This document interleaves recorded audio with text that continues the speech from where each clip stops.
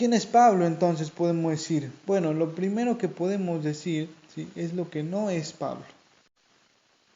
Pablo no es, como algunos llegan a decir, el fundador del cristianismo. Claro, Pablo anunció de tal modo la palabra de Dios y pregonó de tal modo el Evangelio que muchos lo consideran el fundador del cristianismo. Nosotros, pues obviamente cristianos, sabemos que no, el fundador del cristianismo es Cristo. Algo que tampoco es San Pablo, es un traidor de la fe judía. Pablo no traicionó la fe judía. Dios mismo no traiciona la fe judía. En la medida en que vayamos avanzando, nos vamos a ir dando cuenta de esta realidad. Entonces, generalmente pensamos, bueno, aquel que era perseguidor dio un cambio total y dejó de perseguir a los cristianos y se hizo cristiano. Y eso es cierto. Pero lo que encontramos en la conversión de San Pablo, más que un cambio de lo que no era a lo que era, su conversión está más en la línea de un completar aquello que debía llegar a ser. Me explico. ¿Qué era Pablo? Pablo era un fariseo. ¿Qué entendemos por fariseo? No nos estamos refiriendo al sentido despectivo del término, ¿sí?, en el que un fariseo llega a ser alguien hipócrita. No, San Pablo no era esto. Cuando decimos que San Pablo era fariseo, nos estamos refiriendo a que él era un judío fervoroso, creyente de la ley y los profetas. Y por ello era un hombre que esperaba al Mesías. Si uno lee los evangelios, descubre que los fariseos, si algo tenían en común con Jesús, es que creían en la resurrección y esperaban también el Mesías. Otros grupos de judíos, por ejemplo los saduceos, no creían en la resurrección. Entonces, lógicamente, no creían que Cristo resucitara. Entonces, tampoco lo veían como un Mesías. Y dentro de los grupos, de los diferentes grupos que interpretaban la ley, dentro de los grupos que más conversiones hubo hacia el cristianismo fue de parte de los fariseos. ¿Por qué? Bueno, pues porque tenían esto en común, ¿sí? Entonces Pablo no va a traicionar la fe judía, sino que va a decir, como lo iremos viendo cuando vayamos estudiando los temas, lo que él va a decir es esta promesa que teníamos ya ha llegado a su cumplimiento, ha llegado a su plenitud. Entonces, dice, va a pasar la sombra porque ya llegó la luz, y bueno, hay todo el origen de su teología que lo vamos a ir viendo. Pero en principio Pablo no es ni el fundador del cristianismo ni un traidor de la fe judía, al contrario. ¿Qué sí es? Bueno, sí es un hebreo con ciudadanía romana, esto es importante decirlo. ¿Por qué? Bueno, Pablo era hebreo, sí, pero una de las ventajas, si queremos llamarlo así, que tuvo para poder evangelizar fue el hecho de contar con la ciudadanía romana, lo que le daba la posibilidad de viajar con toda libertad y tener una serie de derechos que no todas las personas lo tenían en el Imperio Romano. Se cree que su madre era hebrea y su padre un ciudadano romano de quien hereda la ciudadanía romana. Como decimos, es un fariseo. Y entonces, esto conjugado va a dar por resultado un hombre que conoce muy bien la ley judía, ¿sí?, que la ha estudiado, que es un hombre que se mueve bien en el estudio de la ley, en el estudio de lo que en su momento pues era la palabra de Dios, si queremos decirlo así.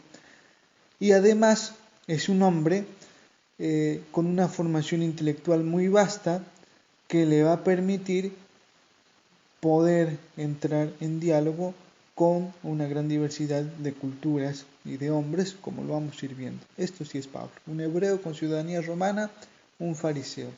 Además, después de su conversión, podemos decir, es un hombre llamado por Dios y es un apóstol. Hombre llamado por Dios y apóstol. ¿Por qué lo separamos? Bueno, porque una cosa es el llamado de Dios que nos hace, ¿sí?, y otra el apostolado. Ya lo vamos a ir descubriendo en la medida en que vamos avanzando.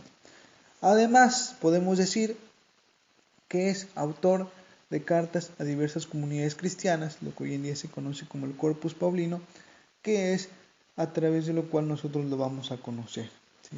A través de sus cartas. ¿Qué podemos decir? Bueno, podemos hablar muchas cosas de Pablo, pero quizás es mejor descubrir a Pablo de acuerdo a cómo él mismo se ve, a cómo él mismo se describe en sus cartas, a cómo él mismo afirma ser. ¿Qué dice Pablo de sí mismo? Bueno, en primer lugar, Pablo va a decir: yo soy un servidor de Jesucristo.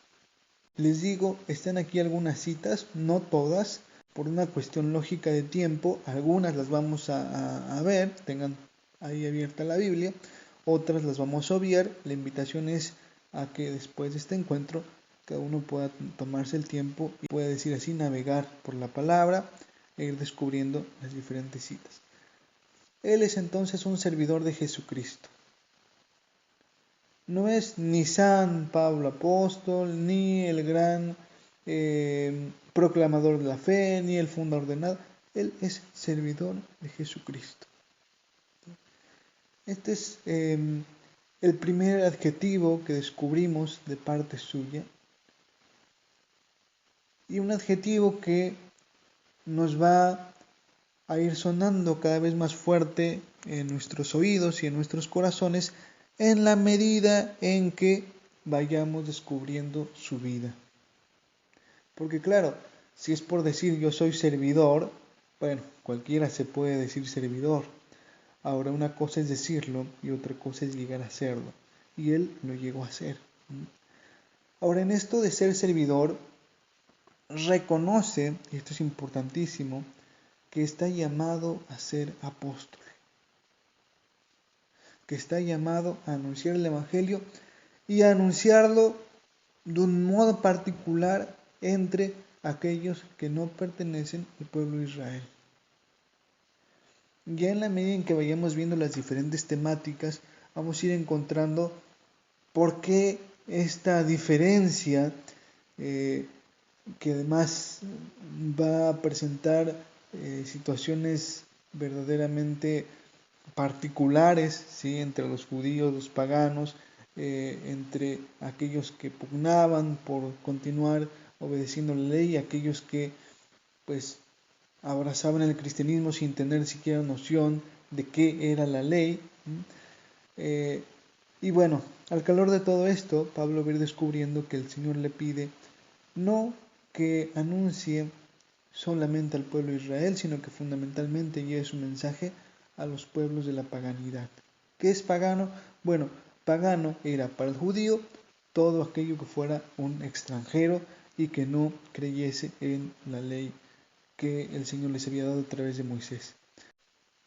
Ahora bien, él en esta pequeña cita de la primera carta a los Corintios se va a considerar el último de los apóstoles. Creo que esto es sabido, pero bueno, no está de más recordarlo. Él no comió con el Señor en la última cena, no estuvo pues en el momento de la cruz, no estuvo con él en el momento en el que resucita, no está con él en el momento en el que asciende. Pablo no es parte del grupo de los 12 apóstoles. ¿Sí? Recordemos lo que decíamos al comienzo, lo encontramos recién en el martirio de Esteban, varios años después de la resurrección de Jesús. Entonces, ¿cómo es que llega a ser apóstol? Lo hemos dicho también, a partir de su encuentro con el Señor. Y a partir de este encuentro con Él es que Él siente, ¿sí?, este llamado del Señor a ser apóstol, experimenta el llamado de Dios, pero Él dice, soy el último de los apóstoles.